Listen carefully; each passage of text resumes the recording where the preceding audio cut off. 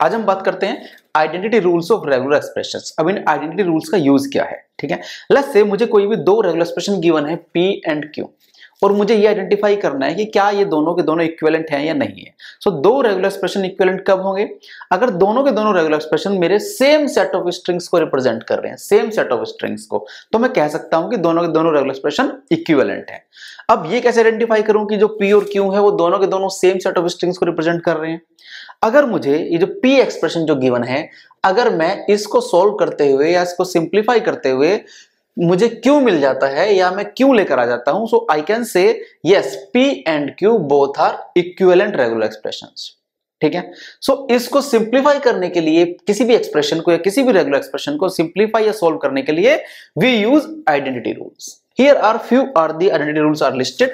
So मेरे पास जो सबसे पहला आइडेंटिटी रूल है वो ये कहता है कि मेरे पास phi प्लस r। अब देखो हमारे पास दो टर्म्स हैं इसमें, एक होती है phi, एक होती है एप्सिलॉन। एप्सिलॉन क्या है? Epsilon is like zero length string, there is a string but the length is zero. And phi means nothing, that means empty set, there is no string.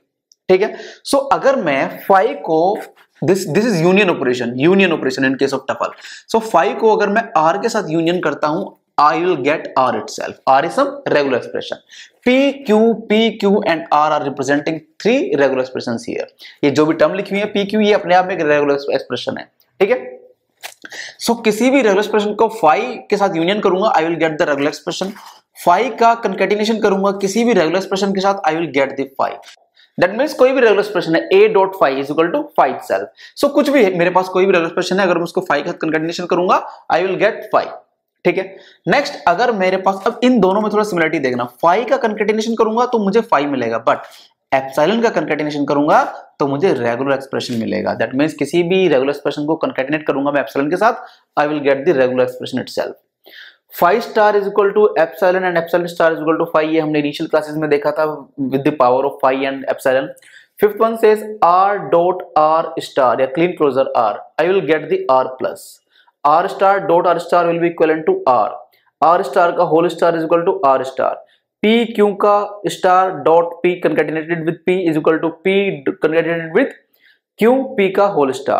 अब यहां से ये इंपॉर्टेंट है, this one is epsilon plus R dot R star is equal to R star, or I can say epsilon plus R star dot R. These three terms are equivalent. This one and this one. These three terms are equivalent. ठीक है। The next property or identity rule is P plus Q. दो regular expression है P और Q, इसका whole star this is equal to P star dot Q star का whole star, P star plus Q का star का whole star, and likewise these are the 5 equivalent units. Okay अगर इसमें से कोई भी एक यूनिट मुझे गिवन है, so I can replace with any of this one.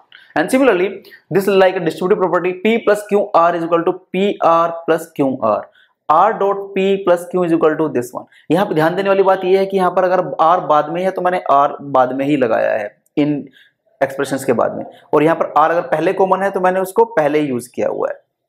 ठीक है, क्योंकि हमारे पास जो टफल में है, टफल में A dot B is not equal to B dot A। ठीक है। सो आई कैन नॉट से कि मेरे पास जो P प्लस Q R है, this is not equivalent to R dot P plus Q। These are not equivalent, क्योंकि R यहाँ पर R is like a set of string, so R वो बाद में आ रहा है और यहाँ पर R क्या है, वो पहले आ रहा है। ठीक है। So these are the few of the identities. अब मुझे कोई भी एक रेगुलर एक्सप्रेशन गिवन है, मुझे यहाँ पर इस रेगुलर एक्सप्रेशन को सिंप्लीफाई करना है। सो मुझे ये रेगुलर एक्सप्रेशन गिवन है, this is regular expression this one. अब मुझे इसको सॉल्व करना है, सिंप्लीफाई करना है, तो इसमें मैं इसको ऐसे ट्रीट कर सकता हूँ, ये यहाँ पर एक यूनिट है या ये एक रेगुलर एक्सप्रेशन है, यहाँ पर ये अपने आप में एक रेगुलर एक्सप्रेशन है, ये कुछ है, ये कुछ है, या मैं कह सकता हूँ ये पूरा का पूरा रेगुलर एक्सप्रेशन जिसमें ये इंडिविजुअल यूनिट्स है। ठीक है। अब इस प्लस के पहले और इस प्लस के बाद देखने की कोशिश करें, क्या इसमें कुछ कॉमन यूनिट दिख रही है? यस, यहाँ पर ये 1 0 0 star 1 1 0 0 star 1, this one is common from this one and this one. ठीक है। सो मैं इसमें से क्या ले सकता हूं, प्लस के पहले और प्लस के बाद वाली यूनिट में से मैं ये कॉमन ले सकता हूं, 1 प्लस 0 0 स्टार 1, ये कॉमन आ गया। ठीक है। अब अगर ये कॉमन आ गया तो यहां पर क्या बचेगा, यहां पर क्या बचेगा? देखो अगर मैं मैथ्स की बात करूं, मैथ्स में अगर मेरे पास एक टर्म है लेट्स से a प्लस में AB, तो यहां पर क्या कॉमन आएगा? मैथमेटिक्स की बात कर रहे हैं, यहां पर a कॉमन है और यहां पर जो यूनिट बचेगी वो बचेगी 1 प्लस में b, ये 1 क्यों बचा? 1 इसलिए बचा क्योंकि 1 is the identity element in mathematics. But in case of TOEFL और टीओसी मेरे पास अगर ये a प्लस में ए बी एक रेगुलर एक्सप्रेशन को डिनोट कर रहा है और इसमें से a कॉमन में लेता हूं तो यहां पर बचेगा एप्सिलॉन रादर देन 1, क्योंकि टीओसी में epsilon is the identity element. ठीक है, सो एप्सिलॉन प्लस में b, ठीक है, क्योंकि a dot epsilon is equal to a itself। In case of mathematics a multiplied by 1 is equal to a itself। ठीक है, सो यहां पर क्या टर्म बचेगी इन केस ऑफ टीओसी, यहां पर अगर ये रेगुलर एक्सप्रेशन है, अगर ये यूनिट मैंने कॉमन लिया, यहां बचेगा एप्सिलॉन प्लस में, इस प्लस के बाद ये टर्म तो कॉमन आ गई, ये दोनों यूनिट बचेंगे हमारे पास। यहां पर दिस इज 0 प्लस में 1 0 स्टार 1 का whole star, this is 0 plus में 1 0 स्टार 1 का ब्रैकेट्स क्लोज्ड। ओके, चलो अब हम यहां तक आ गए हैं। अब इसमें जरा यहां देखें, क्या इसमें से हम फर्दर इसको कुछ आइडेंटिटी यूज कर सकते हैं या कुछ और कर सकते हैं? यहां पर हाँ, हम कर सकते हैं। अगर मैं इस टर्म को r ट्रीट कर लूं तो क्या ये टर्म सेम टर्म नहीं है? This term will be r star. So अब इस पूरे ब्रैकेट में यहां से यहां तक क्या मैं ये वाली प्रॉपर्टी यूज नहीं कर सकता? ये वाली प्रॉपर्टी कैसे यूज कर सकता हूं? यहाँ पे epsilon plus r star r, epsilon plus r star r is equal to r star itself।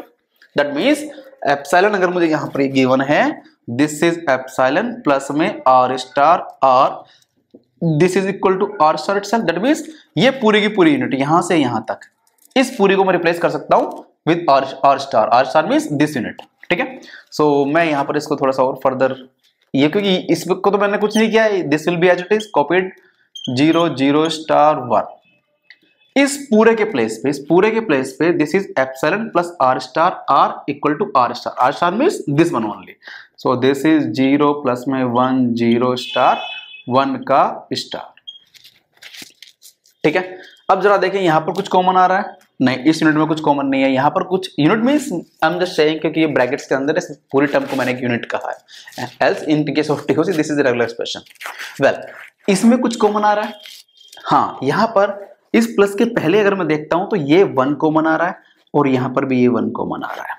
But point to be noted यहां पर ये है कि 1 जो है वो बाद में कॉमन आ रहा है रादर देन पहले।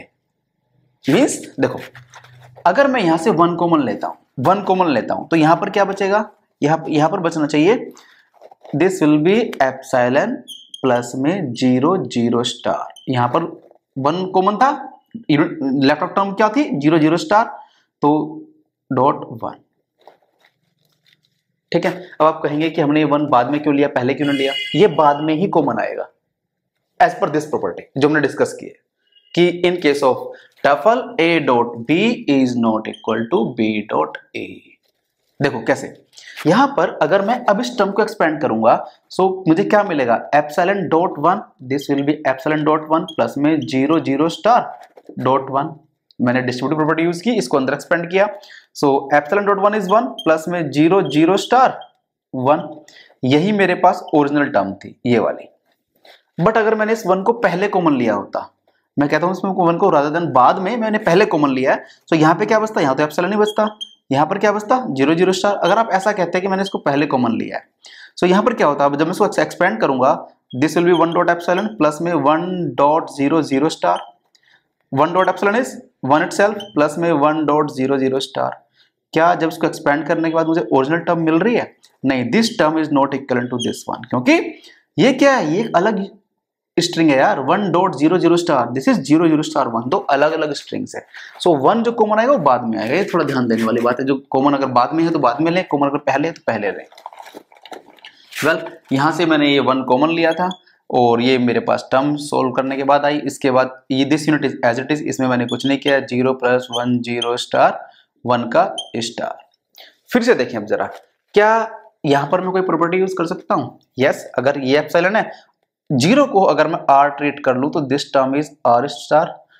0 star means r star and this is epsilon, that means this is equal to r star. r star means 0 star. So this complete term from here to here can be replaced by 0 star itself। This is 0 star dot 1, ये 1 as it is dot, this is 0 plus में 1 0 star 1 का whole star.